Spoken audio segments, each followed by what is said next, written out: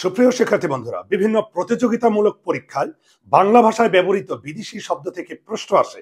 আর বিদেশি শব্দের মধ্যে সবচেয়ে বেশি গুরুত্বপূর্ণ হচ্ছে পর্তুগিজ ভাষার শব্দ। আর পর্তুগিজ ভাষার শব্দ মনে রাখার ম্যাজিক গল্প। এক লোক আতা আনারস পেঁপে পেয়ারা গামলায় রেখে আলমারিতে চাবি দিয়ে গোসলে যায়। গোসলে যাবার সময় সে বালতি তোয়ালে আর সাবান নিয়ে যায়। আর তার বউ গির্জায় পাদ্রির কাছে যায় যিশুর প্রার্থনার জন্য। এই সময় মিস্ত্রি ও তার স্ত্রী আলকাতরা পেরেক ও আলপিন দিয়ে ওই বাসার গুদাম মেরামত করে রাখে।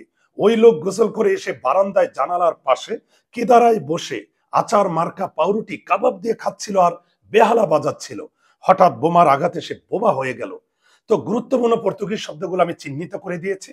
আতা আনারস পেঁপে পেয়ারা গামলা আলমারি চাবি, বালতি তোয়ালে সাবান, গির্জা পাদ্রি যিশু, মিস্ত্রি স্ত্রী। এই স্ত্রীর অর্থ বউ, আমরা জানি ওয়াইফ, কিন্তু এই স্ত্রী দিয়ে মনে রাখবো লন্ড্রি আয়রন স্ত্রী।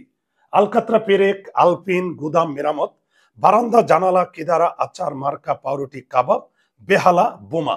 সুপ্রিয় শিক্ষার্থী বন্ধুরা, যদি আমার ক্লাস ভালো লেগে থাকে তাহলে আমার Maitrik Bangla channel subscribe, follow, like, comment, share করার জন্য বিশেষভাবে অনুরোধ করছি।